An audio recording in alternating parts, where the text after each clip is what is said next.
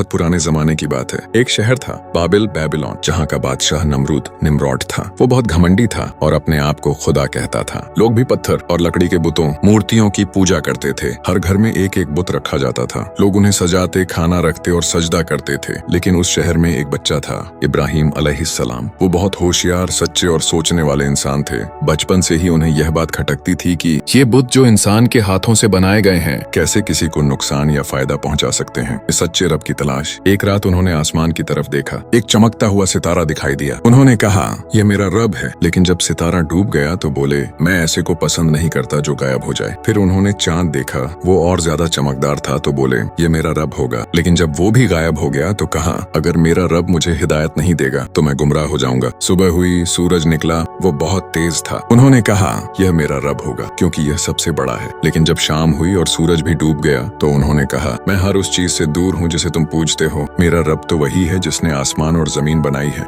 इब्राहिम अलैहिस्सलाम ने अपनी कौम से कहा, तुम जिसको पूजते हो वो कुछ नहीं कर सकता। तुम खुद अपने हाथों से बनाते हो और फिर उन्हीं के आगे सजदा करते हो। लोग बोले, हमने अपने बाप दादाओं को इन्हीं की इबादत करते देखा है। उन्होंने कहा, अगर तुम अकल से काम लो तो समझ जाओगे, ये बुत तुम्हारी आवाज तक नहीं सुन सकते। लेकिन लोगों ने उनकी बात नहीं मानी, बल्कि उनका मजाक उड़ाया और गुस्सा किया। अरे बुतों को तोड़ना। एक दिन शहर में त्योहार था। सब लोग जश्न मनाने के लिए बाहर गए। इब्राहिम अलैहिस्सलाम मंदिर में गए। वहाँ बहुत सारे बुत थे। उन्होंने कुल्हाड़ी उठाई और सारे छोटे बुत तोड़ दिए। बस एक सबसे बड़ा बुत छोड़ दिया और कुल्हाड़ी उसी के कंधे पर रख दी। जब लोग लौटे तो हैरान रह गए। उन्होंने कहा, हमारे बुतों के साथ यह किसने किया? किसी ने कहा, शायद वही इब्राहिम जिसने हमेशा इनकी बुराई की। उन्हें बुलाया गया। बादशाह ने पूछा, क्या तुमने यह किया? उन्होंने कहा, क्यों नहीं पूछते अपने उस बड़े बुत से? वही तो बाकी है, शायद उसी ने किया हो। लोग चुप रह गए। उन्हें समझ आ गया कि ये बुत कुछ नहीं कर सकते। लेकिन उनके अहंकार ने उन्हें सच मानने नहीं दिया।